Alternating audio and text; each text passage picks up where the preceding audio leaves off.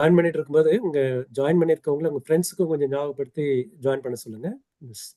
Because more people can benefit. Just a reminder. இருக்கும்போது join பண்ணி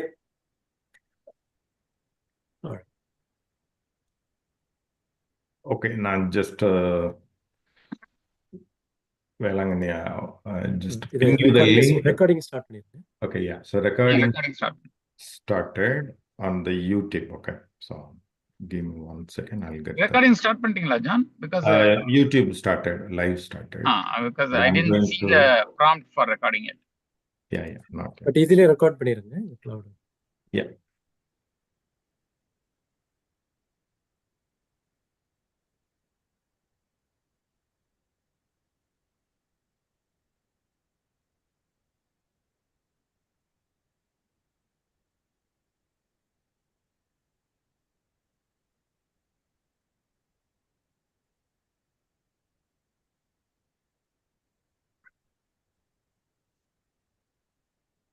Okay, yeah. So good evening, everyone. On behalf of our board, I welcome everyone to our healthcare webinar hosted by SJC Alumni Association, USA chapter. So we are pleased to have Dr. Anthony Jackson Armaraj to share his insight with us today. So on behalf of all of us, Doctor, we cordially welcome you and thank you for your wonderful time among your busy schedule. So we really appreciate that on behalf of our board and board of advisors and all of the members here. Thank you. And his vast experience, patient care, medical research, and community health promises to be enlightening. So without taking much time, let me just to go over the logistics. So before we begin, please ensure that your microphones are muted to avoid any background noise during the presentation. And if you have any questions, feel free to type them into the chat box. Our team will monitor the chat and address them during the Q&A session at the end of the webinar. Additionally, there is a request that because we are recording this session in YouTube and the doctor expects this to be published later. So for better communications, we like to encourage you to ask questions, all the communication in English as much as possible. And again, so today Arul will be, our treasurer, Arul Sandhya. He will be the moderator for this call. And then I would ask our Velangani Raj, our former president and current board of advisor, to introduce about that doctor. So, and also, plus this is one of the major events, like through webinar topics, this is one of the major benefits that all of our alumni member getting through. This is the very first webinar. So we encourage each one of you to participate and encourage and our alumni association goal. And also if you have any specific topics or would like to contribute for the webinar for our alumni, please reach out to the board. With that, Velangani Raj, take it to the introduction for our doctor, our guest speaker.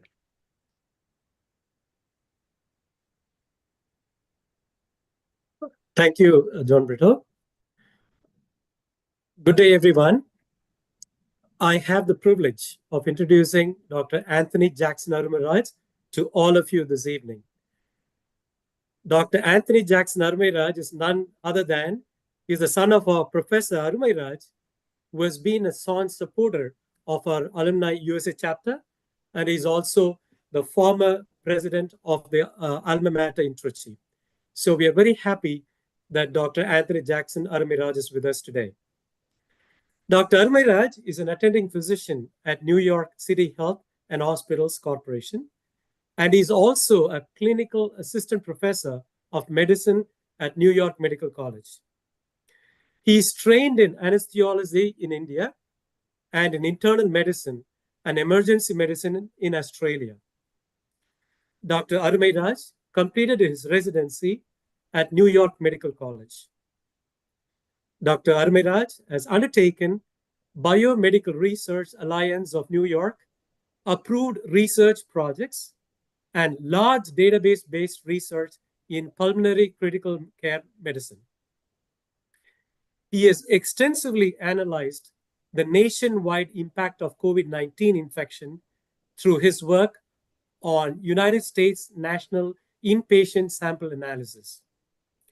He has published his research work in scientific journals and at National Conference of the Society of Critical Care Medicine, and in American Thoracic Society and in American College of Chest Physicians. Dr. Arumairaj also serves as Director of Resident Research in the Internal Medicine Residency Program based at New York Medical College Hospital Center, and is keen on furthering clinical research in pulmonary critical care medicine. Dr. Arumairaj is a very, very important and a very busy physician. Amidst his busy schedule, he has put in a lot of time and effort in preparing this presentation for us. On your behalf and on my behalf, I would like to thank Dr. Arumairaj for doing this for us amidst his busy schedule. And as all of us have seen in the recent years, younger people below the age of 50 and 40 have been dying of heart attacks. Just to give you an example, from the recent past, the son of a popular Tamil movie director passed away of heart attack at a very young age. I'm sure all of us must have heard of it. So it is high time that we learn and bring awareness to our people about this medical condition. When I was talking briefly about this with Dr. Arumairaj a few days ago, he was telling me this. Velankani Raj, he said, if you take the example of advanced cancer condition, all that we can do at that time is to contain the disease, but we cannot completely cure or stop it. But on the contrary, in the case of dreadful conditions such as heart attacks, it is certainly possible to prevent it and to eliminate it. And he was telling me he feels very sad that young people are still dying without the awareness and the options that are available to prevent this heart attacks completely. He really wants to become an evangelizer to the world, especially to the Asian Indian community, in talking about this, saying heart attacks are fully preventable. With that short introduction, I would like to welcome Dr. Anthony Jackson Arumairaj to our presence and do this presentation. Thank you, Doctor. Thank you, Raj, for your introduction. So let me begin my presentation.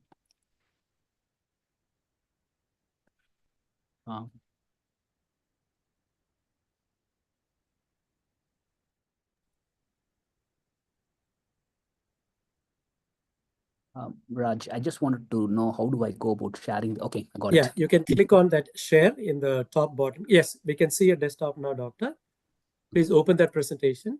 And you're right, please go to the presentation mode. Sure. Okay, fine. You're perfect. Please go. Thank you. Hello, everyone. So let me give a very brief introduction about myself. I'm Anthony Arumairaj. I'm an attending physician and an assistant professor of medicine in New York Medical College and in New York City Health and Hospitals Corporation. And the topic for today is heart attacks are totally preventable. Now, the reason behind this topic was because, in spite of the awareness which is actually available in the medical field, we frequently encounter so many young people who are in the very young prime of the age dying of heart attacks, and which is actually a huge loss for the family and for the friends. So I thought of actually bringing out this presentation, and hopefully it's actually helpful for everyone. Now, Indians at a very young age are having fatal heart attacks. A few of famous personalities who had a fatal heart attack and who died were Manoj Kumar Balaraja, who was actually just about 48 years old. Actor Vivek, he was just about 59 years old. Puneet Rajkumar, he was just about 46 years old. Actor Murali, he was just about 46 years old. Daniel Balaji, he was just about 48 years old. And Siddharth Shukla, he was just about 40 years old. And Siddhant Veer Suryavanshi, who was just about 46 years old. So all these famous personalities had a fatal heart attack, and they died from the heart attacks. And this is actually totally preventable. And this is how we are going to see how we go about following the strategies for the prevention of heart attacks. Now, first of all, let me explain by how does a heart attack happen. Now, heart attack is actually, the heart is actually supplied by two major blood vessels, the right coronary artery and the left coronary artery, both of which arise from the aorta. And then the left coronary artery divides into two branches, which is the circumflex and the left anterior descending artery. And both the right coronary artery and the left coronary artery further divides into further branches supplying the heart. Now, blockage of any of the coronary arteries supplying the heart can lead to heart attacks and can lead to loss of the heart muscle. And most of the times, the blockage of the coronary arteries is because of the cholesterol deposition. Now, I thought of actually sharing a video to explain how a heart attack, what happens during a heart attack. So when a blockage of a critical blockage of a coronary artery disease happens, and when there is a plaque which actually ruptures, there's a complete blockage, and because of which there's abrupt disruption of blood supply and oxygen to the heart muscle, which results in the loss of the heart muscle, loss of the ejection, loss of the pumping capacity of the heart, and then which can actually lead to either heart failure, cardiac arrest, or sudden death. So this is actually a video. So let me start with this video. A heart attack is almost always caused by atherosclerotic plaque, a buildup of cholesterol in the artery walls that blocks blood flow through the coronary arteries. Take a look at this spot. Right at that spot, inside that coronary artery, a plaque is threatening to block the blood supply to a part of the heart. Here's what causes most heart attacks. We're looking at a coronary artery. Here's a fairly small cholesterol-filled plaque. It's not interfering with blood flow much at all, so it's not causing any symptoms. Here is the pool of cholesterol inside the plaque. And this is a fibrous cap that grows over the plaque and holds the cholesterol inside. Sometimes inflammation inside the plaque weakens the fibrous cap. Suddenly, the cap breaks. When that happens, the cholesterol inside spills out into the artery. A blood clot forms where the cap has ruptured. The clot plugs the artery and stops the blood flow. The part of the heart that normally gets blood from the arteries suddenly loses its blood supply. Unless blood flow is restored, the heart muscle can die and no longer pump effectively.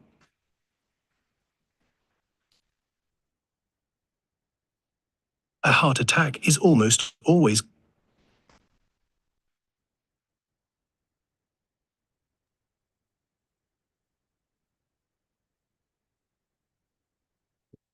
So now this this image explains the process of cholesterol deposition in the coronary artery disease.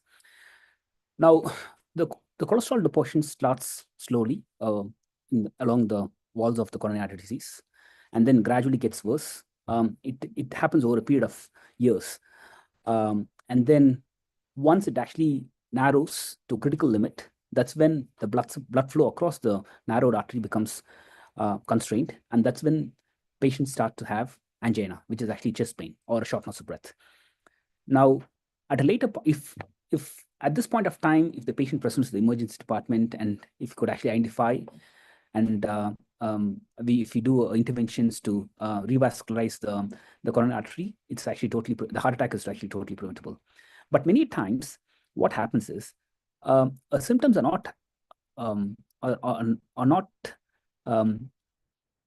symptoms don't happen until there is a critical narrowing of the coronary artery disease, and then there is a small rupture which actually happens, and there is a complete blockage, and that's when the symptoms manifest.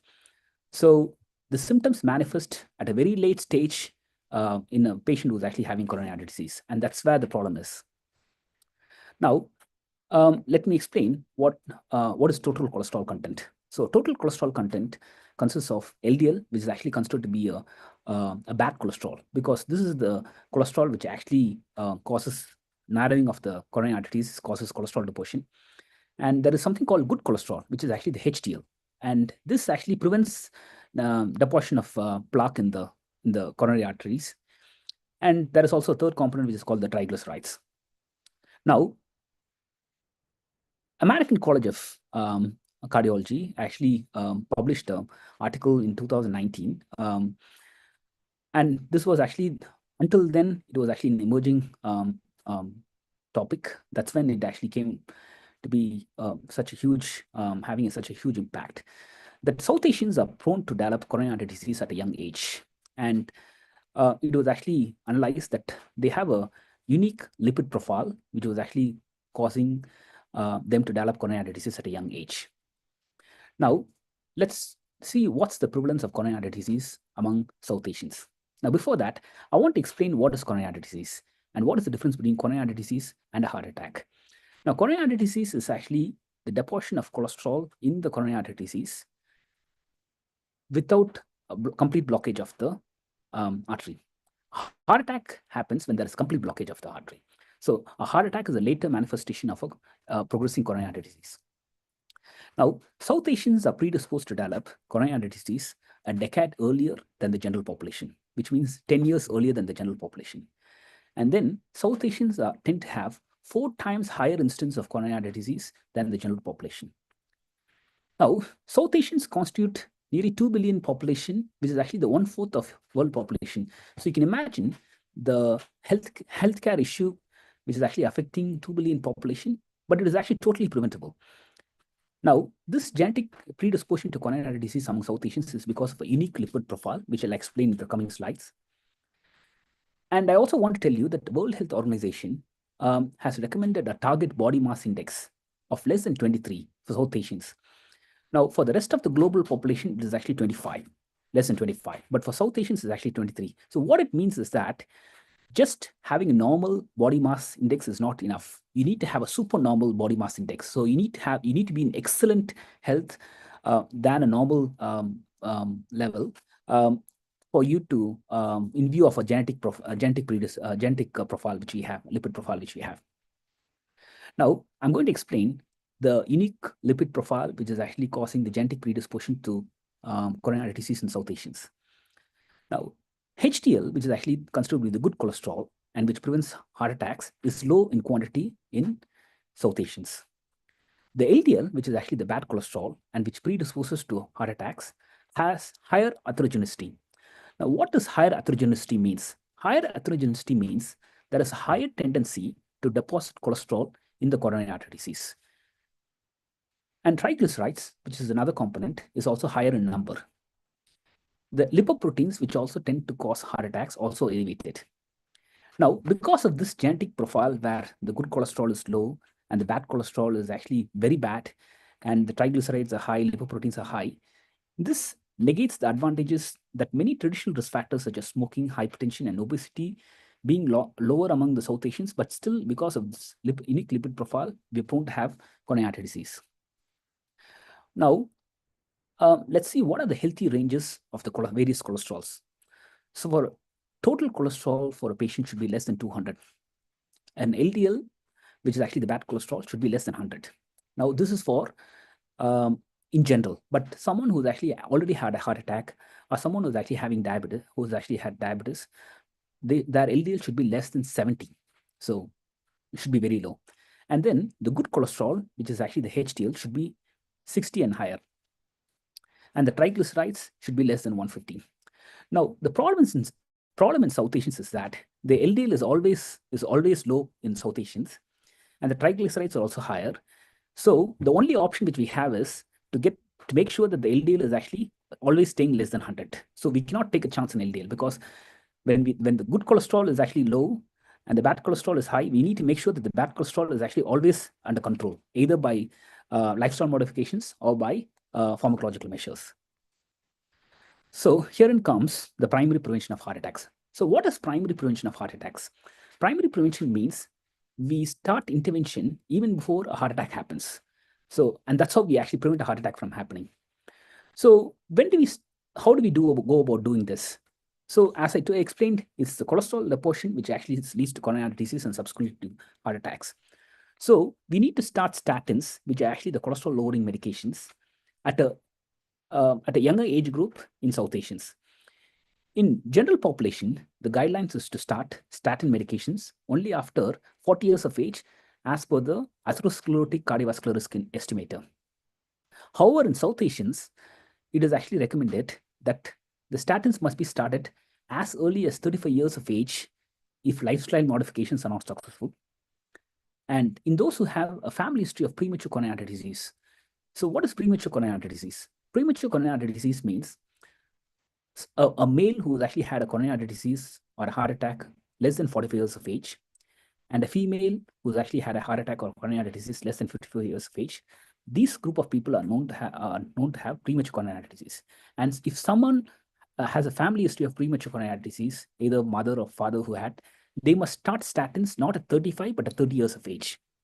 And we need to aim for LDL of less than 100 milligrams per year. So why is primary prevention important? Now, as I explained previously, the progression of coronary artery disease is asymptomatic until the critical coronary artery disease block is reached. So the coronary artery disease, the plaque deposition might start around 35 years of age, and it might actually progress. And until the patient has a heart attack in the 40s or 50s or 60s or 70s, there is no symptoms at all. By the time the critical limit is reached and the symptoms develop, we have lost the window period in which we could have actually intervened, and we could have actually limited the progression of the atherosclerosis and the buildup of the cholesterol. Now, when the critical coronary artery blockage limit has reached, the manifestation may be chest pain. But many times, the manifestation is not chest pain. The manifestation is actually sudden death. So there's no warning sign before sudden death strikes. So that's the reason why we need to intervene much earlier before the symptoms develop. So as I explained in the previous image, so the angina happens only when the vessel is actually critically narrowed, and a heart attack happens when there is a rupture of the plaque. Now, how do we approach hyperlipidemia? Now, everyone who is actually 35 years of age and above, we need to do a fasting lipid profile, which is actually a blood test. Now, if we find that our cholesterol levels is actually high, and if the LDL is actually elevated, we need to start lifestyle modifications, which could be for 2 to 3 months. We could be engaged in intensive weight loss, exercise, dieting, and see how's repeat the lipid profile and see how's it. Now, if the LDL is actually comes back normal, if the cholesterol profile is actually very responsive and it comes back normal, we don't have to start statins. So if the LDL is less than 100, we can continue lifestyle modifications. We don't have to start on statin medications. We just need to repeat the lipid profile every 3 months and make sure it's actually always under control, less than 100. However, if the LDL is actually higher than 100, then we must start on statin medications. So, and then once we start on statin medications, we need to repeat the lipid profile after 2 to 3 months, confirm that the LDL has actually come back to normal. So the statin medications comes in various forms and dosages. The primary care physician will actually advise what dose to be started based on the lipid profile to help you to get your cholesterol levels under control. And once the cholesterol levels under control, you just continue the statin medications for the rest of your lifetime, and the progression of the atherosclerosis will be completely limited. Now, these are the various statin medications: high-intensity statins, moderate-intensity statins, low-intensity statins. Now, once you do your lipid profile, you must follow up with your primary care physician with the results, and they will, depending upon the lipid profile, they will determine what dose and type of statins we need. And you can follow up with your primary care physician once in a year to make sure that the doses are actually appropriate and is actually keeping your cholesterol under control. Now, I would like to give you an example of a progression of a cholesterol deposition and atherosclerosis when a patient is not taking statins. So in phase 1, that is pretty much normal. This is when someone is actually in a very young age, and then there is mild deposition of cholesterol, and which actually gradually progresses. And then at some point of time, over a period of 10 to 15 years, it becomes critically narrowed. Now, we'll see what happens.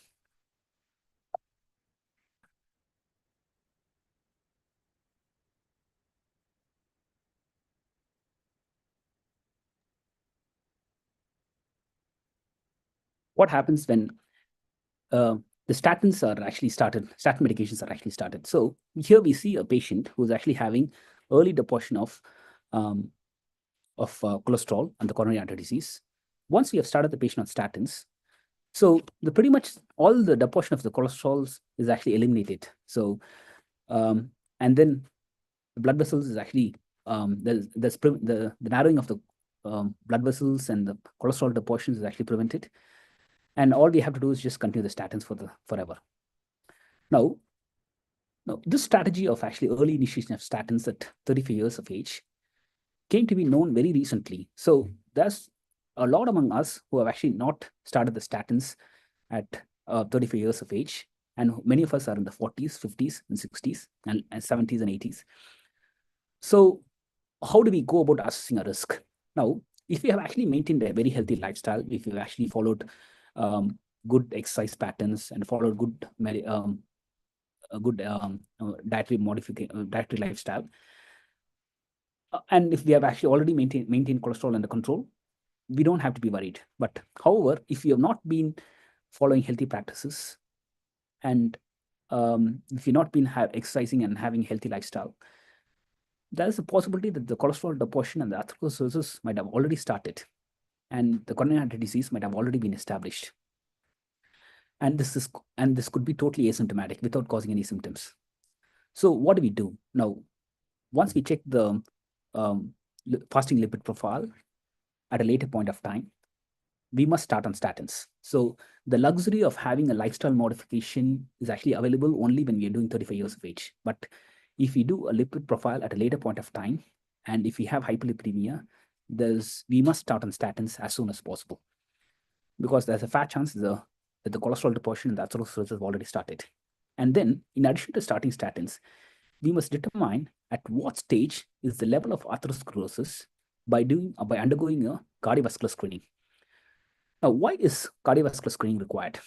Now, cardiovascular screening helps us to determine whether the progression of if the coronary artery disease has already been established, and also it actually helps us to determine as to whether the coronary artery disease has reached a critical limit. Now, I'll explain what a critical limit is.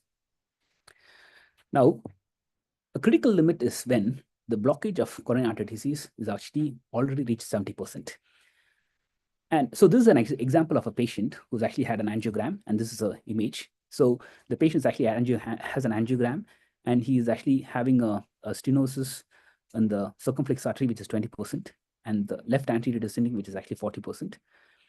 And in the right coronary artery, the blockage is 70 to 80%. So in the right coronary artery, the patient has actually reached a critical stenosis.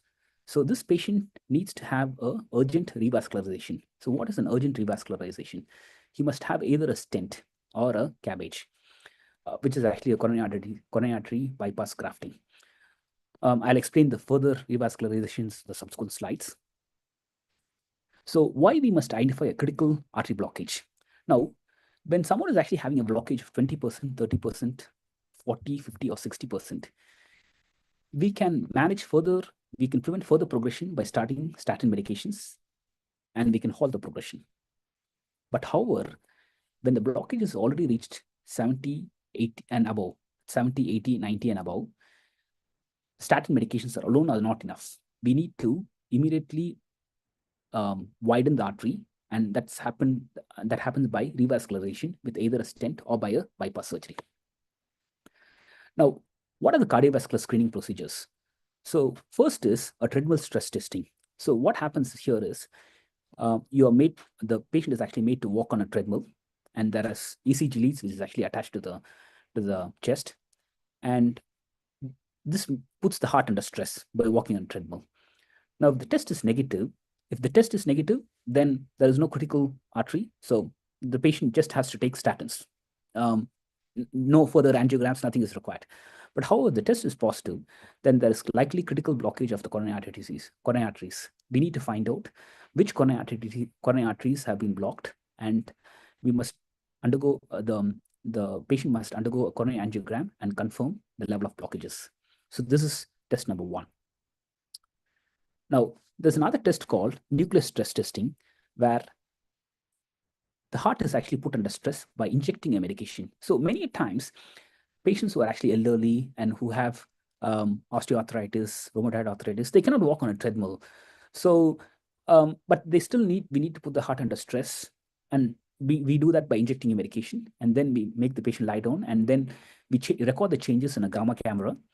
Now, if the test is actually positive, then there is critical blockage, most likely a critical blockage of 70% and above, and this patient must undergo coronary angiogram to confirm whether the patient is actually having a critical blockage. So stress testing alone is not enough. We must follow that by doing a coronary angiogram. Now, there is another screening test, which is actually called the CT coronary angiogram. Now, the CT coronary angiogram, the advantage of that is it provides 3D images of the blockages of the coronary arteries at exact locations. And so we know by doing the CT coronary angiogram whether there's blockages or not, and in which location there's a blockage. This advantage is not present with the treadmill stress testing or the nuclear stress testing. They might only show that there is a critical blockage, but they will not be able to pinpoint. But here it is actually pinpointed. And there is a third and the fourth screen test, which is actually called a stress echo, but it's actually present in advanced centers, and a cardiologist will actually advise whether what type of stress test which you need to have. So if you need to have a stress test, you need to see a cardiologist who will actually order it, and then they will take it forwards. Now, in case the patient develops a critical blockage, so it's the stress test. This cardiovascular screening test shows that the patient is actually having a critical blockage and it turns out to be positive. This should be followed by an invasive coronary angiogram, where the patient is actually, a catheter is inserted into the right artery, artery of the right hand. And then dye is injected to the heart, and the entire coronary artery blood supply is actually shown up. So here it shows the images, the two arrow marks shows that there is at two places, there is a blockage of nearly 90% in the right coronary arteries. So this patient will need a revascularization. So what is revascularization? Revascularization means this patient is actually having a blocked arteries. So opening up the blocked arteries is called the revascularization. Now, revascularization can happen by either inserting a stent or by doing a bypass surgery. So at what point of time does the patient need a stent, and at what point of time we need a cabbage? That's a bypass surgery. So we'll see that in the next slide. So when a patient is actually having involvement of one or two arteries, a stenting is usually enough for widening the arteries. But however, when a patient is actually having 3 or more arteries involved, a bypass graft is actually required. Now, I was actually wanting to show to you a video to see how a stenting procedure happens, so that you can actually get an idea of stenting procedure. An angioplasty and stent placement opens blocked arteries. The procedure requires a cardiac catheterization. Now we're inside a heart artery. Here's the plaque that's blocking the flow of blood. And here comes the catheter. It has a balloon at its tip. Wrapped around the balloon is a tiny wire mesh cylinder called a stent. Once the balloon is in place, the doctor inflates it. As the balloon expands, the stent around it expands too. Together, the balloon and stent squash the plaque against the walls of the artery, making more room for the blood to flow. Then the balloon is deflated, but notice the stent remains expanded. It's still holding the artery open. The catheter and balloon are pulled out of the artery and out of the body, but the stent remains in place inside the artery, keeping it open. Angioplasty and stent placement almost always give immediate relief from chest pain of a heart attack. Okay, so next is when we have 3 or more coronary arteries blocked. That's when we have to discuss about, we'll have to plan for a bypass grafting, which is actually called the coronary artery bypass graft. So let me explain what is this bypass graft. So we take an artery from the hand or a vein from the leg, and if you see at 2 places here, there is a artery which is actually blocked. So what we do is we take the graft, which is actually from either the the artery from the hand or from the vein from the leg, and we connect it with the aorta, and then we bypass the graft, bypass the blocked artery, and then we supply to the portion of the artery which is actually blocked, which is not blocked beyond that, beyond the level of the blockage, so that the remaining portion of the heart gets the blood supply. So this is actually indicated, as I told you, when 3 or more arteries are actually blocked. Now, there are certain advantages with bypass grafting, and there are certain advantages with stenting. We'll see that in the subsequent slides, but let me show you a video about how a bypass graft works. What is heart bypass surgery, and what happens exactly?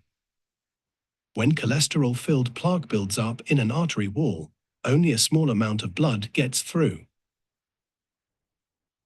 We are now looking at the heart and the main blood vessels. Here is a coronary artery, and right here inside that artery is a blockage. Because of the blockage, the part of the heart nourished by that artery is pale from lack of blood. The solution: attach another blood vessel to the blocked artery just beyond the blockage right there. The surgeon takes a spare vein from the leg or an artery from underneath the sternum or the arm. This vein or artery is called a graft. If a leg vein or an arm artery is used as the graft, one end is attached to the body's main artery, the aorta, and the other end is attached to the blocked artery just beyond the blockage. The graft bypasses the blockage. Now the blood is flowing from the aorta, through the bypass graft, and into the artery that was blocked. Beyond the blockage, blood is flowing again to all parts of the heart. Okay, now, so many times I've actually come across questions saying that which is actually beneficial, is it the stent or the bypass grafting? Now, as I told, if 1 or 2 arteries are actually involved, a stenting should be enough, and stenting can actually happen on the same table as when we do an angiogram. So we don't need a second procedure, and the patient can be discharged the very next day. So the patient can go back to work. The patient doesn't have to take time off. However, a bypass graft involves a major surgery. So the patient might have to be out of work for nearly a month or 2, and it takes a long time to recuperate. But then the long-term effects are very good in a patient who's actually had a bypass surgery. But however, evolving studies have actually shown that the stents are actually as good as a bypass graft, and many times nowadays patients prefer to have a stent rather than actually a graft. Now, if patients prefer to have a stent, all it needs is that they need to have a much more closer monitoring of the heart by doing regular follow-up with cardiologist, because there is a small risk that there might be a stent restenosis, which is not there with the bypass grafting. So, but having said that, there's been evolving studies which is actually showing that the stent are actually as good as the bypass graft, provided we are compliant with the medications and we have regular follow-ups with the cardiologist. Now, the critical coronary artery stenosis must be identified, and revascularization must be performed with a heart attack before a heart attack happens. And this is the essence of primary prevention. Now, when a heart attack happens, the coronary artery disease when a heart attack occurs because the coronary artery disease is suddenly blocked, depriving the heart muscle, which is actually the myocardium, of the blood supply and oxygen. Now, when a heart attack happens, depending upon the number of blockages and the number of arteries which is actually involved, there is loss of heart muscle, which could result in heart failure. Now, what is heart failure? Heart failure is when the heart is not able to pump effectively, and it's because of there's a portion of the heart muscle which is actually damaged because it's deprived of the blood supply, and this can actually result in congestion of the lungs and not being able to pump effectively.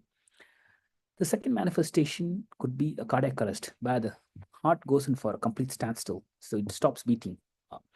So at this point of time, if we give aggressive resuscitation, we can actually either revive the patient, or if the resuscitation fails, the patient develops a sudden cardiac death. Now, the core of the primary prevention is preventing this event from happening. So even if there is a critical stenosis actually present, we must identify and we must intervene before a rupture happens, before a plaque rupture happens, and before a complete obstruction happens. By revascularizing, that's opening up the vessel, an impending heart attack is actually prevented, and thereby the heart muscle is actually prevented. And this is the core essence of primary prevention. Either we prevent the buildup of the cholesterol deposition by starting on statins. If the coronary artery disease is already demented, we stop the progression by starting on aggressive medications with statins. But if the critical limit is actually already present, we can still stop the heart attack by doing urgent revascularization measures. Now, why is this important? Because don't wait for a chest pain to happen. Many times, the manifestation of a heart attack is chest pain. If there is chest pain, the patient can go to the emergency department, have complete evaluation, and we could have actually identified there is a blockage by doing further test, and the patient can have a stenting or vascularization. But many times, there is no warning sign, and the only manifestation is sudden death. So this is where the problem is. So we have to be very proactive with statin use and has to be very up to date with cardiovascular screening. Now, the incidence of coronary artery disease is very high among South Asians. So what needs to be done? The awareness level must also be appropriately raised. Now, how I would actually suggest is that, so it's just like when we talk with our friends and relatives about safe neighborhoods in the place where we are going to buy a house, or school districts, we must inquire each other as to see whether your cholesterol levels are under control, and whether you had cardiovascular screening test, and whether you're normal, and whether the cardiovascular stress were actually normal. So this should be the level of awareness. When the incidence is actually high, the awareness level should also be appropriately raised so that we can actually mitigate the problems. Now, if unfortunately the patient does not come across any of the awareness and is not started on any medications, and when the patient develops heart attack, what happens? So the manifestations of heart attack would be chest pain, difficulty in breathing, loss of consciousness. So someone will have to call 911 urgently, and the patient has to be transferred to an emergency room where the patient will have serial EKGs, serial blood tests. The patient will be started on oxygen, morphine, blood thinners, high intensity statins. And if the hospital has a cath lab, the patient will undergo a coronary angiogram and a stenting. However, when the hospital doesn't have a cath lab, there will be a medication which is actually given, which will lyse the clot, break the clot, and then subsequently the patient will be transferred to a hospital where they have a cath lab, and the patient will undergo a stenting. The sooner the patient can have the stenting, the more the heart muscle which can be saved. The cruise of the management of a patient who is actually having a heart attack is to revascularize as soon as possible, so that we can save as much as heart muscle as possible. And that's going to be the crucial for the outcome of the patient. Now, all these famous personalities, which I actually mentioned, Manoj Bharadaraja, actor Vivek, Murali, Puneet Rajkumar, Daniel Balaji, Siddharth Shukla, Siddhant Veer Suryavanshi, all of them could have been saved if they had a coronary angiogram and stenting on the day before they died. And all of them could have actually prevented the development of coronary artery disease if they had started statins at 35 years of age. So you can imagine how preventable this condition is. So all it needs is raising the awareness and making sure that we follow the strategies which is actually required for primary prevention of heart attacks. Now, the take-home message is, this is all the take-home message for primary prevention of heart attacks. If there is evidence of hyperlipidemia, a statin a day is not an option. A statin a day is essential for our survival. So take good care of your heart. Thank you.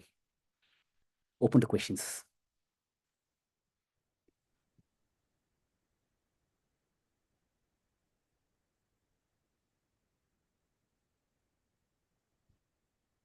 Yeah, thank you, Dr. Anthony Jackson Arumiraj. Dear Josephites, it's a Q&A time. Please raise your hand using that option in the Zoom meeting, and you can ask your questions. We want to be more interactive. Please ask your questions. The first, Gloria. Yeah, thank you, doctor, for all the information that you just gave us. My question is, we're always scared of prescription medicine. So you're saying blood thinners, what are the side effects of getting that medication for a long term? Thank you. So, okay, now blood thinners are actually not indicated for primary prevention. So a statin is different from a blood thinner. So previously, an aspirin was actually indicated for primary prevention, but it's not the first line medication. So a statin is enough to cause to prevent the progression of the coronary artery disease. So, but if a patient has a heart attack, then blood thinners are actually very essential at that point of time, because that's the only way by which we can actually prevent further progression of the clot, which has actually already happened.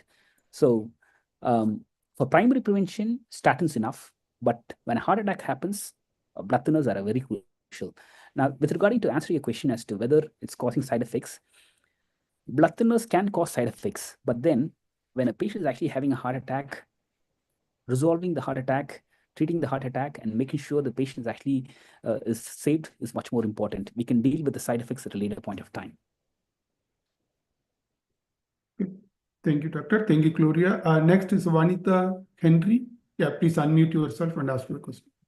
Hello, doctor. Thank you so much for the explanation. It's very useful. So appreciative of it, because I went through a placement 2 years ago. I have a question regarding the HDL. You said HDL should be higher than 60. How we can increase what are the different ways we can increase the HDL? Okay, so that's the problem with the South Asians. So we are genetically born with lower HDL. So the good cholesterol is actually low in quantity. So there's no way by which we can actually increase the good cholesterol, because actually it's a genetic component. But what we can actually do is we can make sure that the bad cholesterol, the LDL, is actually under control, and that's by starting the patient starting on statins at an appropriate time. Now, having said that, we can also follow good dietary habits, avoid high carbohydrate diet, avoid high energy foods, junk foods. So these are all measures by which we can actually improve the cholesterol profile in general, and that should be helpful. Okay, thank you so much. Okay, there is one question on the chat window, doctor. Let me read the question. Do we have any side effects of taking statin early? Is there any side effects with other medications, diabetic and blood pressure, etc.? Okay, so statins can have side effects when taken at a higher dosage. So when statins are actually started early, a higher dose is not required. But when statins are actually started towards at a later point of time, when the coronary disease is actually already established, we need to start on a higher dose. So at that point of time, the patients can actually complain of muscle pain, aches, and at some point of time, there could also be rhabdomyolysis, which is actually the muscle can actually break down. But having said that, the breakdown of muscle is actually a very rare problem. And the other problem of muscle aches and pains can be managed by newer statin medications which don't have those side effects. For example, if you have to be on a high intensity statin, which is actually a atorvastatin, that can actually cause muscle pain and aches. But there is a newer medication which is actually called the rosuvastatin, which doesn't have those side effects. Now, having said that, I'll also have to let you know about another evolved medication, which is actually called the Repatha. Now, for those who don't tolerate statins, there is a injection which is called Repatha, which is actually given once a month or once in 2 weeks, and which has an excellent outcome of lowering the cholesterol. And that's an injection which has to be taken only once in 2 weeks or once in a month, and it has an excellent control. And it is actually it's also available through Medicaid, and that does the job. So we have other options left, other options available. Now, The second question, is there any side effects with other medications, diabetic and blood pressure? Now, when we talk about blood pressure control, diabetes control, there are multiple medications. So if you are actually not tolerating one medication, there's other suitable alternatives which is actually comes. So there's a plethora of medications which is actually available and which can actually manage all the side effects which is possible. So you can discuss that with your primary care physician, and I'm sure that we have various strategies to actually order different medications to bypass the side effects. Thank you, Doctor. Thank you, Chansi and Sundar, for the wonderful questions.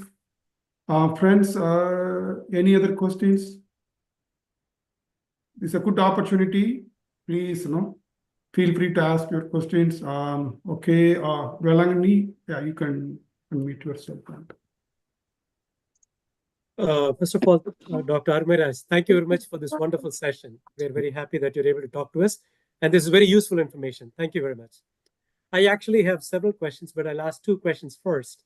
And then after that, we'll give turns for others. Then I can come back. The first question I have is, let's say if you're traveling in the train and there is a passenger sitting right in front of me, God forbid, let's assume that they're going through a heart attack. How can I identify that there is somebody going through a heart attack right in front of me? And what can I do to help them immediately before the actual medical people arrive? How can we identify what are the symptoms can I physically see either when I'm traveling in the train or something like that? Thank you. Okay, so the common symptoms of heart attacks are the patient develops chest pain, which will be excruciating. So a chest pain which lasts for 30 seconds or a minute, and it actually resolves completely. It's actually an anginal pain, which indicates that there is a significant narrowing of the coronary arteries. But if a chest pain is actually unrelenting, that's when we should be worried that could be an indication of underlying heart attack. If sometimes patients who have diabetes, they will not be able to have they will not have chest pain. They will have difficulty in breathing. And sometimes all the manifestation which we have is a loss of consciousness. Someone who might be talking with you, they may just suddenly lose consciousness. That's what is called as a syncope. So these are all the symptoms which the patients will actually manifest. So what happens if you're going on a train or if you are actually on a flight? So you just have to alert the personnel who's actually running the train or the flight or the crew members, saying that we have a patient who's likely to have a heart attack. And most of the time, they should be having emergency drugs, which is actually available. And hopefully, in all my experience, there's been always a doctor on the flight or on a train, and they'll be able to come and help. If that's not the case, we'll have to call 911. The train has to stop at a nearby station, and we'll have to call 911, and then the patient has to be transferred to a hospital. If you're going in a flight, many times what happens is that the pilot divert to a nearest airport where they can actually be taken to the hospital, and measures can be initiated. Now, however, there is also a few medications which can be given, which can actually help the patient, which can actually relieve if the patient is actually having an angina. So, for example, there is a medication called nitrate, glycerol trinitrate, which can be kept under the tongue and which can actually dilate the narrowed arteries for a short while. And these are all the measures which can be given. Now, this is if the symptoms are just chest pain or shortness of breath or syncope. However, if a patient is actually having a cardiac arrest, we need to start chest compressions on the patient. So we need to be trained in chest compressions to revive the patient at that point of time. Thank you, doctor. Thank you very much. And the other question I had was, what is the difference between a heart attack and a cardiac arrest? Thank you. So a heart attack is, as I explained in the presentation, it's actually narrowing of the blood vessels which supply the heart. Now, not all heart attacks can cause cardiac arrest. Now, there is an artery which is actually called the left anterior descending, which is actually called the widow's artery, because many times involvement of that artery can actually result in a complete cardiac arrest, because it actually supplies a huge portion of the heart. So when a huge portion of the heart is actually suddenly compromised, that's when a cardiac arrest happens and the heart goes in for standstill. At the point of time, we'll have to start chest compressions and have the patient transferred, call the ambulance and have the patient transferred to a hospital. The patient will have to have lysine medication to break the clots, and the patient will have to have a cath lab. Now, all of them has to happen at the same time. Having said that, not all heart attacks can lead to cardiac arrest. So what happens? So if there is an involvement of a very small artery, so for example, circumflex artery, which is actually a small portion, it seldom results in a cardiac arrest because the portion of artery, which is actually which portion of muscle which actually supplied by the artery is actually very small. So the patient might just have a manifestation of chest pain. At that point of time, we can actually intervene and we can actually revive we can actually get the patient transferred to the hospital, and the patient can have a stent, and cardiac arrest at the point of time is actually completely preventable. So putting in a nutshell, cardiac arrest is actually a result of heart attack, but not all heart attacks result in cardiac arrest. Thank you. Thank you, Doctor. Leopold, and you can go next. Unmute yourself. After that, Gerald, you can wait, Gerald. Leopold, you can go next. Sure. Sure, thank you. Thanks, Dr. Miraj. It was a great session. Definitely life-saving for many of us here. Oops, I don't know what happened. Are you able to hear me? Yes, we can hear you. Okay, sure. I have a couple of questions. One, it's about the HIIT trainings, right? Like you mentioned about physical activities and stuff, but taking the example of Puneet Rajkumar that you showed, right? He encountered cardiac arrest while he was, doing some heavy workouts and stuff like that. So what's your take on that? And, doing heavy workouts and stuff while, maintaining good lifestyle. Okay. And I have another question as well, but I can wait for your answer. So as I explained, the lifestyle modifications is going to be helpful only when it is actually started early. So in the sense, so as I suggested, for someone who's actually having a South Asian, if we could actually start on lifestyle modifications at 35 years of age and get our cholesterol levels under control, that's perfectly all right.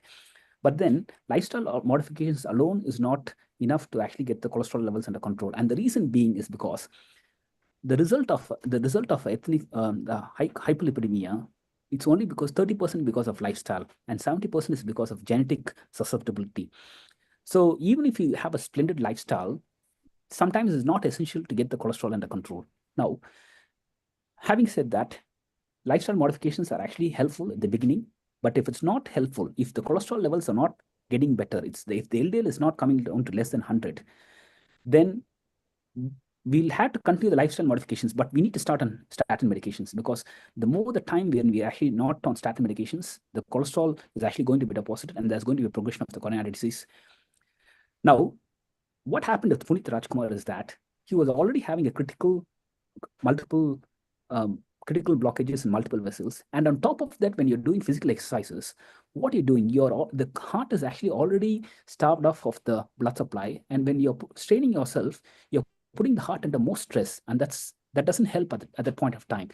So that's why it actually precipitated a heart attack. So putting the heart under stress in a patient who's actually having triple vessel disease or double vessel disease is actually dangerous. So bottom line is that if Puneet Rajkumar has actually had brought his cholesterol levels under control at 35 years of age, and he had continued his lifestyle modifications, there wouldn't have been progression of the coronary artery disease, and he wouldn't have actually it wouldn't have actually reached the critical limit. And when the critical limit is actually reached, pursuing lifestyle modifications is dangerous. Oh, that's very interesting. It's really interesting. Thanks, Doctor. And my second question is about there's this theory about the body has the capability to generate an alternate artery when it detects that there is some blockage and stuff. This was very interesting when I heard from some of my close circles, friends and staff. Is that true? And are there any studies made around that? Okay, so one of the advantages of actually lifestyle modification is that by following lifestyle modifications, you can actually generate angiogenesis. But having said that, the progression of the coronary artery disease in South Asians is actually quite rapid. And when the progression is actually so rapid, this pathway of angiogenesis and helping in formation of blue blood vessels is not enough. I'm not saying that it doesn't happen. It happens, but it is not enough. So it's helpful to a certain extent, but at some point of time, when it reaches a critical limit, it doesn't. It's not helpful. Having said that, so as I explained to you in the video, so there are 3 major blood vessels. Now the angiogenesis which we talk about is actually all small blood vessels. They don't form huge arteries. So, and that's the angiogenesis is not enough to supply the heart muscle, which is actually supplied by big arteries. So that's where the problem is. Thank you, Doctor. Thank you. Thank you. Gerald, you can go next. After that, there are 3 questions on the chat window. After that, I will ask Thomas one. Thank you. Thank you, Doctor. Doctor, I have a question like, 2 years ago, my friend suggested that if you go for a calcium score test, they might give you an idea how much is there any plague in your heart. So I went for it, and then they came up with the 330 score 330, and then I started taking medication doctors prescribed, and then after a year I took an again CT score, and it went up to 640. I did some lifestyle change and everything, and I started taking nebivolol and rosuvastatin and also the blood thinner as well. But when I went to India, they said angio is not necessary for this one. So I'm not sure. But when I went here, they suggested you might go for an angio uh, um, to see whether any blocks there are not. So I'm not sure. So there are 2 contradictory. Some places they are saying CT is not the correct way to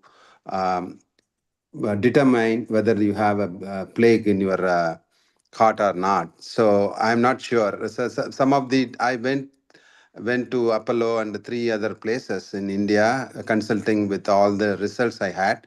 They're saying the angio is not necessary. So I just want to make sure whether my heart is healthy. How to make sure that. Now you already have a calcium score, which was actually, in spite of starting on statins, it's actually progressed. Yes. So now that's one of the problems with the CT coronary angiogram, because sometimes the calcium can actually interfere with the plaque, and we're not sure whether this is actually because of the calcium, or is it because of the underlying plaque, which is actually the score is high. Now, so I would actually go with an angiogram. So because you've actually progressed, in spite of being on statins, you've actually progressed. I would actually make sure that you have an angiogram, because at the end of the day, it could be either a positive a critical blockage, or it could be no blockage, or it could be a very mild blockage. But I would actually want to know what level is it. So if the cardiologists in US have actually suggested that you need to have an invasive angiogram, I would suggest that you need to have an invasive angiogram, because the medications is good, but as I explained in the video, we want to find out as to whether you have reached a critical limit, and in order to determine whether you have a critical limit, the only way by which we do that is by doing an invasive angiogram. Okay, so the only thing I correlate with the doctors in India was that here they recommended for angio, but the insurance rejected for this case, not necessary. That's the reason I was intended towards the decision from Indian doctors. Okay, so now this is a problem. So insurance is actually a problem in many times. See, if worst case scenario, this is what I would actually suggest. If you need to have a test, and I would actually suggest that you go travel to India, have the test in India, have the invasive and then make sure that your block is determine the level of blockages. And if the insurance is actually is not helpful in getting an invasive angiogram, because at this point of time it's equivocal. The score is actually higher. It's actually gone higher on statin medications. And I want to know really what exactly is whether there's critical blockage. See, many a times, I'll explain to you, many a times the stress test comes out with a positive test. So the treadmill stress test is positive. The nucleus stress test is actually positive. But then when we do an angiogram, the test is actually normal. But then that does not mean that that does not mean that there was no risk. There was a risk, but it just identified a moderate lesion as a high risk lesion. So a moderate lesion, which was actually 40% or 50%, was actually detected to be critical in the stress test, in the treadmill test or a nucleus scan. But however, when we did an angiogram, it didn't turn out to be. And how we find out whether it's a critical or not is only by doing an invasive angiogram. Until invasive angiogram, we will not be able to identify. So if the insurance is preventing you from having an angiogram, invasive angiogram, I would suggest that you travel to India and have your coronary angiogram in India. So it's better to be safe. Sure, doctor. Thank you for the advice, doctor. Thank you so much. So my suggestion is that until you have the invasive angiogram, take high intensity statins and make sure that your cholesterol and LDL is actually always less than 70. Less than 70. Okay. Sure, doctor. Thank you.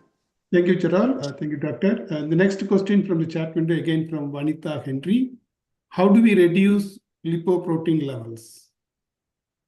Okay, so again, no, I don't see the. Okay, so how do we lipoproteins is actually a form of a cholesterol component. So again, statins is enough to get the lipoprotein under control. So statins helps in all forms of cholesterol reduction, in LDL reduction, in triglyceride reduction, as well as in lipoprotein reduction.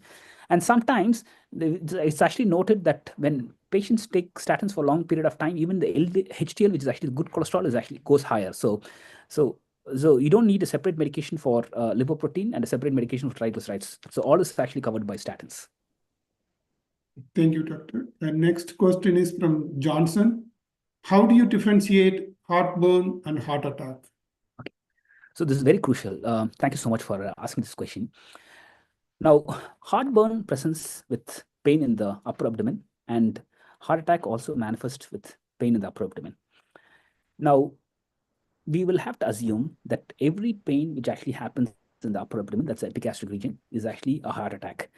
And we must make sure the patient is actually admitted to the emergency room, is actually having serial blood test, serial EKGs, and has a stress test, either a cardiovascular screening, either a nuclear stress test or treadmill stress test, to confirm whether the patient is actually having an underlying coronary artery disease or not. If the test is actually positive, it means that the patient is actually having an underlying coronary artery disease, and then the patient must have an invasive angiogram.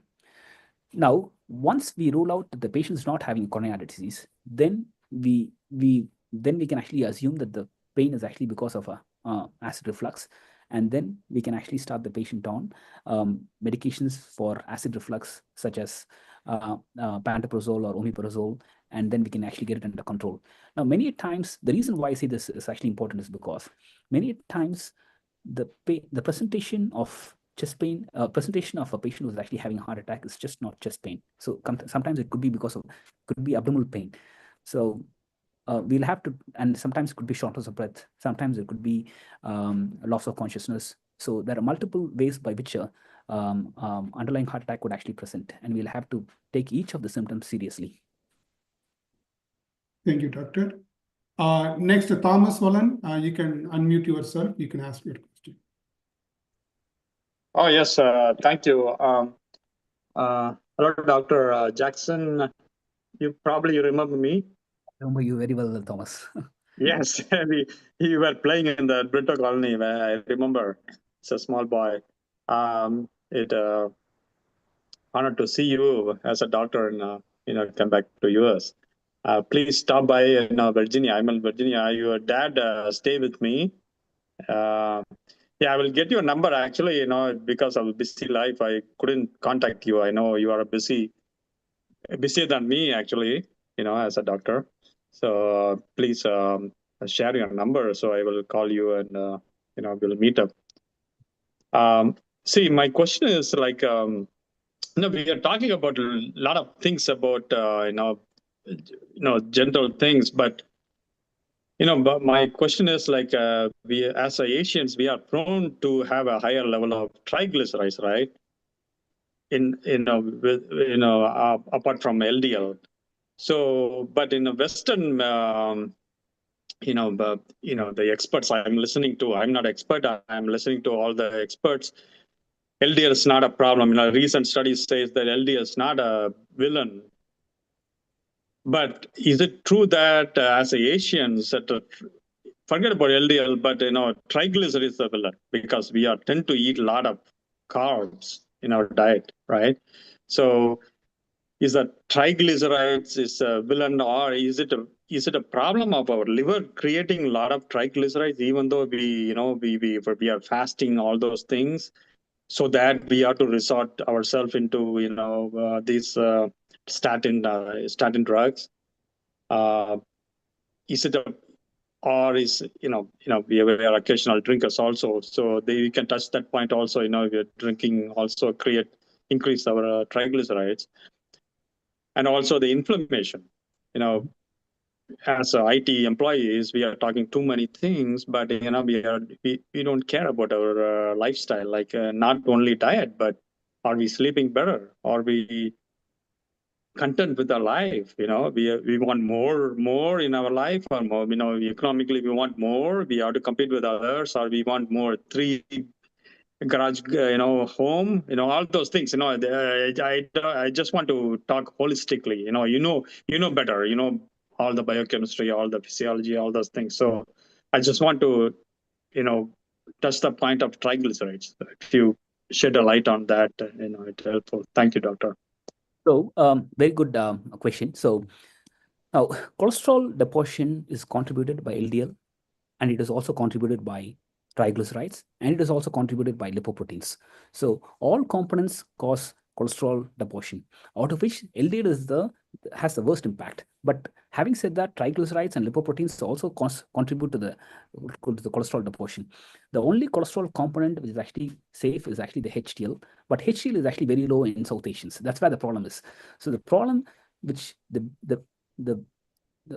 benefit which is actually available in other ethnic groups, which is actually not actually available in South Asians, is that the good cholesterol is actually very low in number. Now, when you start someone on statins, it reduces the LDL, the triglycerides, as well as the lipoproteins. So triglycerides also contribute to cholesterol deposition, no question about that. Lipoprotein also contributes, and LDL also contributes. So because of which we'll have to bring all of them under control. Now, coming to your question, the lifestyles. Now, all of us are under stress. All of us don't have good sleeping habits. We tend to work. We are under stress. But having said that, as long as you are actually on statins and you're keeping your cholesterol under control, the effect of lifestyle on progression of coronary artery disease, when your lipid profile is actually very good, under very good control, will be very limited. So having a bad lifestyle can affect our health in general. It can actually cause a blood pressure to go high. It can actually cause put on weight, and which in turn can cause obesity, which in turn can cause diabetes. But the bottom line is that as long as your cholesterol is actually kept under control by taking statins, the progression of coronary artery disease can be halted. Drinking alcohol occasionally should not cause elevation of triglycerides. Occasional intake of alcohol should not contribute to a rise in alcohol, unless and otherwise we drink regularly and in huge quantities. Does it answer your question, Thomas?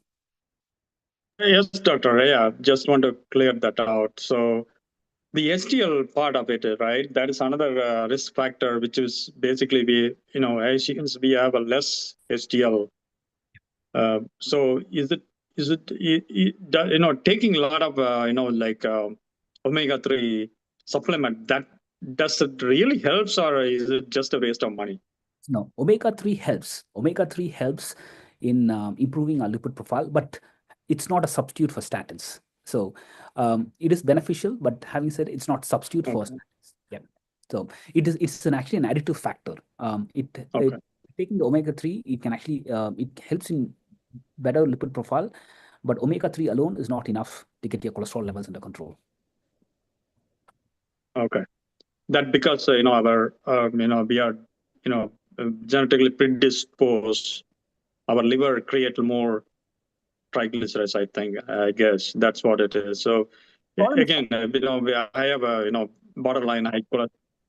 Yeah, I resist to take statins, but no, I don't know because once I learned that a doctor prescribed statins, so I started intermittent fasting. I lost a lot of weight, but still my blood pressure, everything's fine, but still the LDL and triglycerides high level, even if I do a intermittent fasting. So it's still you advise to take statin? So as I told previously, as South Asians, the problem is not with our lifestyle. So we need to have a BMI of 23. Only then we are considered to be meeting the target. Now, how many of us have a BMI of 23? So because of lifestyle, we're not able to have. So we need to be super normal for us to actually have an excellent lipid profile. Now, we are doing the lifestyle modifications. Having said that, lifestyle modifications contribute only 30% to the cholesterol level. So 70% is by genetic profile. So genetic lipid profile contributes. And that's the reason why lifestyle alone was not enough to get your cholesterol levels under control. So if I were you, I would actually start on statins. You have tried lifestyle modifications. It's not improving. Your LDL is still high. If your triglycerides are still high, I would actually go on statins as soon as possible. Okay. And one of the concern for me is sorry to ask so many questions. So taking a statin has side effect, right? Like muscle pain, all those things. So if a muscle pain comes, obviously I don't want to go to the gym or do exercise. So okay. How do you answer that? So as I explained in the presentation, so not all statins can cause muscle pain. So there are newer statins like rosuvastatin, which doesn't cause muscle pain, muscle ache. So there is options available to bypass the effects. And having said that, if you are actually starting at an earlier time, at an early age, you will just be needing a very small dose of statins. And the small dose of statins will not cause muscle pain or aches. The problem happens at a later point of time when the arteries are critically narrowed.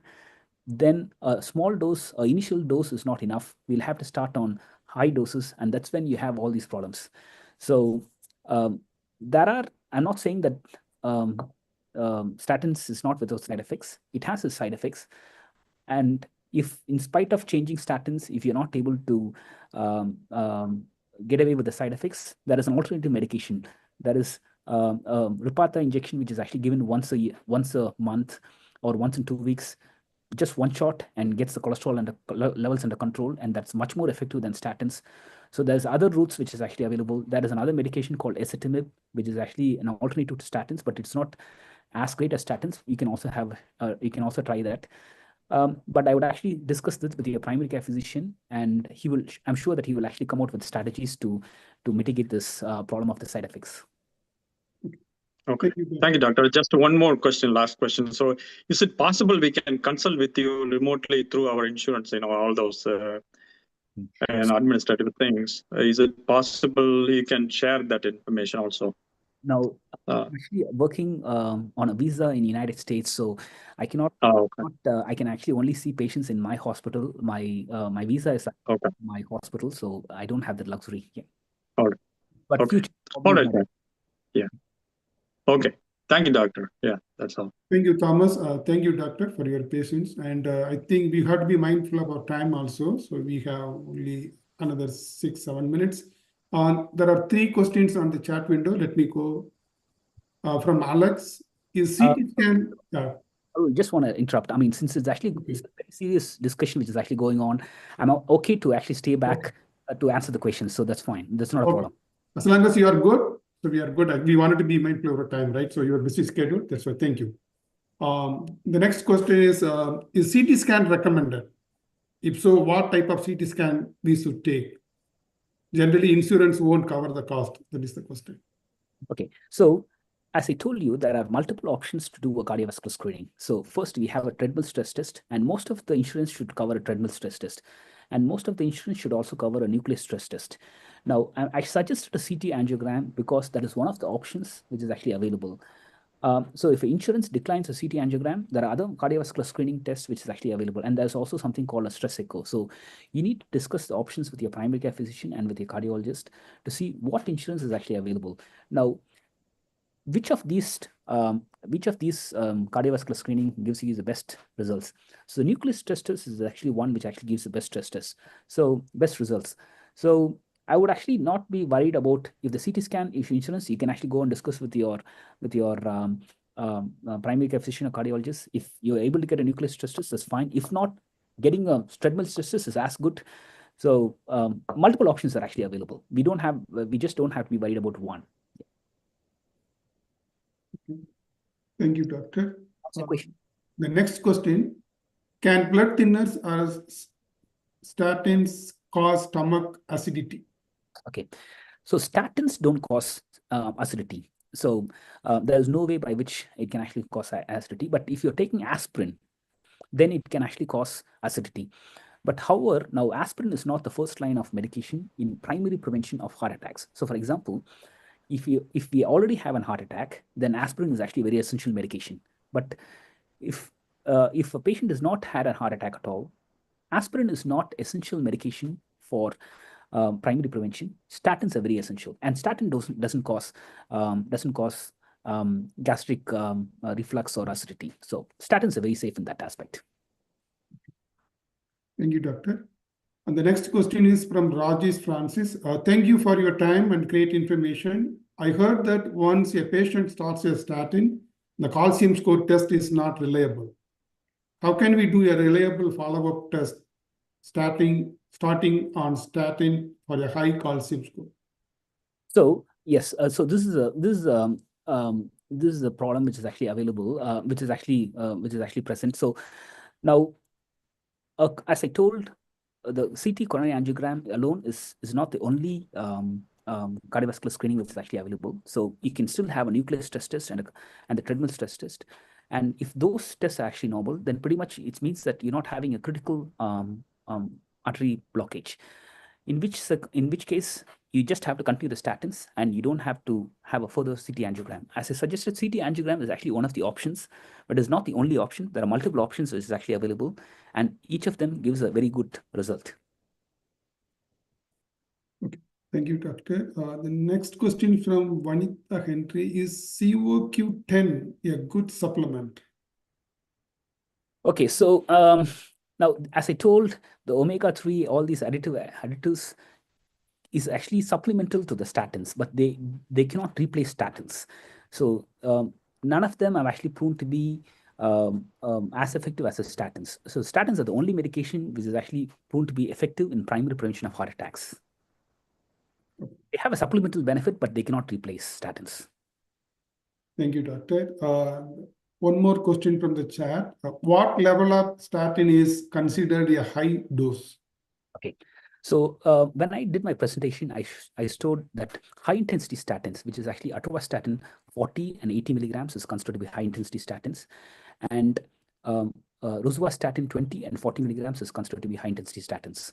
So all the other statin doses are considered to be moderate and low intensity. And most of the time, the problem is the muscle pain. The problem of muscle pain in aches is actually only with the high-intensity statins. And having said that, the high-intensity statins are not the first line of statin initiation doses when we start primary prevention at a young age.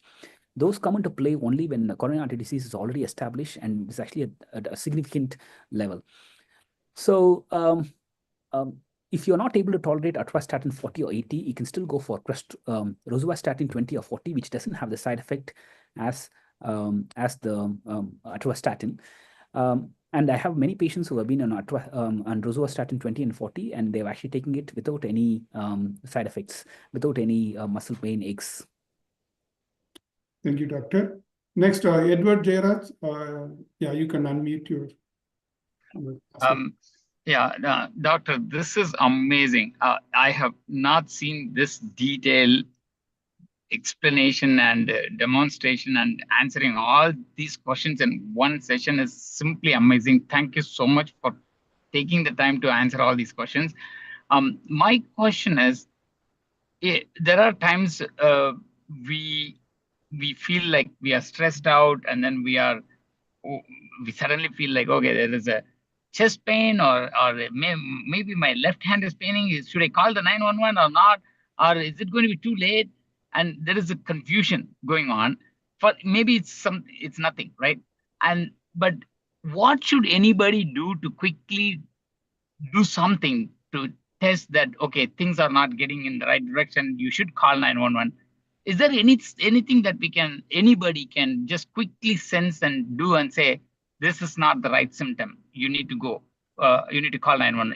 It could be for somebody else, or it could be for you or anybody. Is there something that anybody can do to a quick checkpoint to see this is normal, don't worry, we can sit on overnight, maybe it's happening in the middle of the night, somebody's sweating a lot, we don't know what it is. Is there something that we can do to make a quick decision? Okay. To answer your question, every chest pain has to be investigated.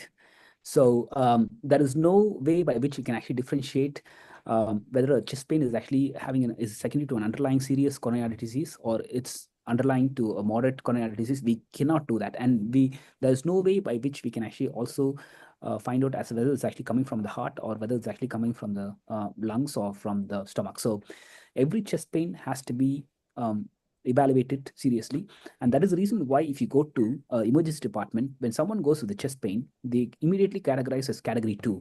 So category 1 is actually a severe patient who's actually in trauma. Category 2 is the next acute. So such is the level of chest pain. So every chest pain must be evaluated, and make sure that the patient is not having an underlying coronary artery disease by doing serial EKGs, serial test.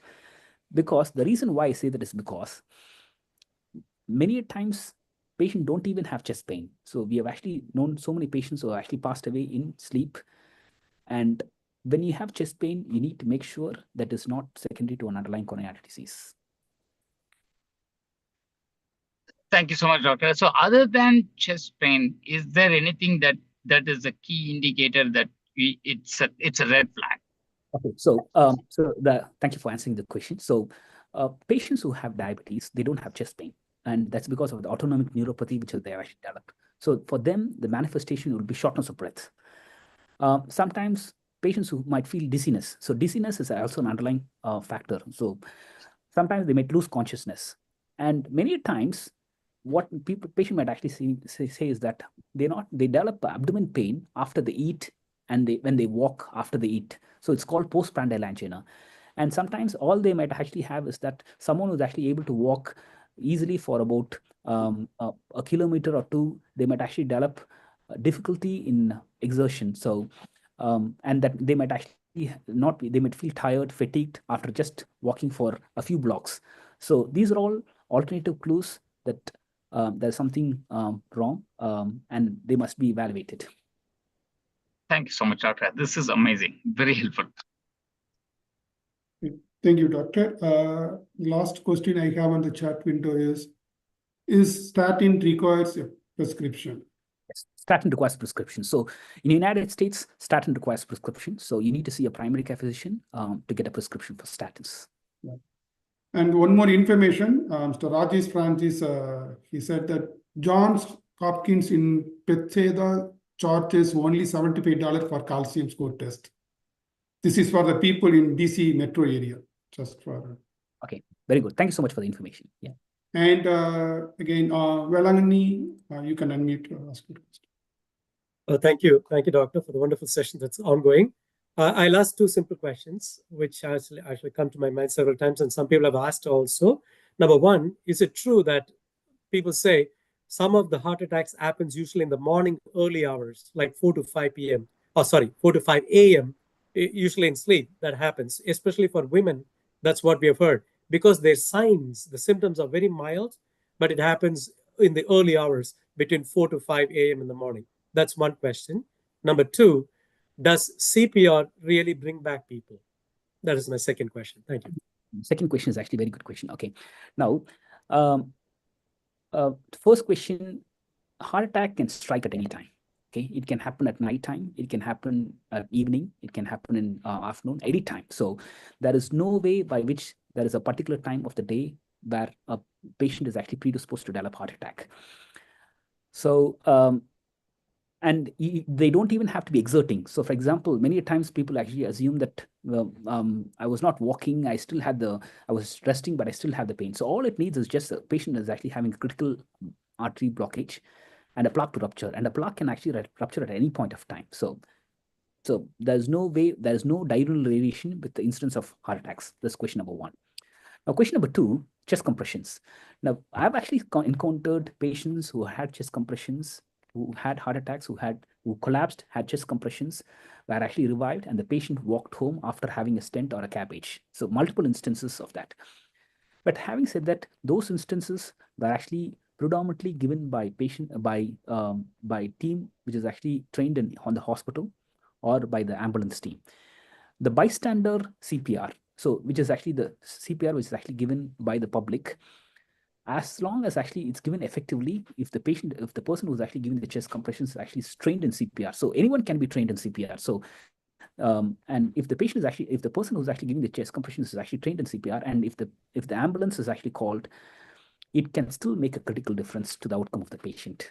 So I would actually say that if you actually encounter a patient who's actually having a cardiac arrest and who's actually having is pulseless, give the CPR and then call the ambulance as much as possible. You will not know. Many times the patients actually had a remarkable outcomes. Thank you, doctor. Okay. Thank you. Friends, anyone have any other questions? Just wanted to make sure before we go for the vote of thanks. I don't want to make anyone to ask any questions. I see that Professor Armairaj is also with us. Sir, would you like to come on the board? I mean, would you like to turn on your camera, please, if possible? All right. Okay. Sir, are you talking in mute? Maybe he is in the field, maybe walking, I don't know, with walking buddies. Okay, no problem, because I wanted just, okay. Thank you, Professor Armairaj, for remembering this. Thank you. All right. Okay, it's 7:37, and I think we have covered all the questions. If I have missed anything, I think pretty much I covered every questions. Okay. Okay, it is the vote of thanks time, so I take this opportunity to give that vote of thanks. I know Dr. Anthony Jackson, Armairaj, you are my brother. I know you since 1995 or even before that. So I'm really very proud, and I'm honored to moderate this this seminar. I'm very happy. On behalf of St. Joseph's College, Alumni Trichy, Alumni Association USA chapter, I'm here before you tonight with immense gratitude to express our sincere appreciation for your insightful and truly empowering seminar on heart attack totally preventable. Your ability to articulate complex medical information with such a clarity and passion has truly remarkable. You have not only illuminated the critical factors contributing to heart health, but more importantly, you have instilled us a sense of hope and agency by demonstrating that heart attacks are not an inevitable fate. Thank you, Dr. Anthony Jackson Armairaj, for generously sharing your expertise and time with us this evening. Your seminar has been an invaluable contribution to our understanding of cardiovascular health, and we leave here feeling better informed and motivated to prioritize our well-being. We extend our deepest thanks once again for your inspiring presentation, especially for taking your time to answer all the questions, each and every questions very politely and patiently and very informatively, and hope to have the pleasure of learning from you in the near future. My fellow Josephites, please join me in a round of applause to show our sincere appreciation to Dr. Anthony Jackson Armairaj. Thank you. I'm grateful to all the Josephites for joining the seminar and asking valuable questions. Your continued support is greatly appreciated. And if I have missed anyone to thank, right? Maybe in the Q&A session, I would have missed. Please pardon me if I have missed your name. Last but not least, the board, right? The St. Joseph College Trichy Alumni USA Chapter Board for making this important and informative seminar possible. Thank you, board, and thank you all. Thank you so much. And once again, thank you, my brother, Dr. Anthony Jackson Armiraj. Thank you. Yeah, thanks a lot. Dr. Armiraj requested one thing before we leave. Whoever is on can turn the camera, please come. We will just take a picture. Please come on board, please. Whoever is able to turn on the camera, please turn on the camera. We will add them, and we'll just take a picture before we disperse. Anybody else is able to turn on the camera? And we're adding people. Just let us know if anybody else is able to turn on the camera, please. Is everybody on the screen? Whoever has turned on the camera? Xavier. Doctor, again, this is an amazing session. I think this is such a valuable one. It is when you publish it, this will be published as well. You are going to publish it as well. So I think this is something that we need to republish it and make sure that everybody gets this. This is so much of information here. Thank you. Is everybody, whoever is turned on the camera, are you there on the spotlight, please? I mean, do you see yourself on the screen? We just want to thank you so much, Doctor. This is very much very good information to everyone. So thanks for organizing Alumni Association as well. Thank you so much. Thank you. Yeah, Okay. thank you, Doctor. So everybody can smile a little bit, please. Everybody can smile. And Arul, you can also take a screenshot if you don't mind. We can publish that in the WhatsApp group. Yeah.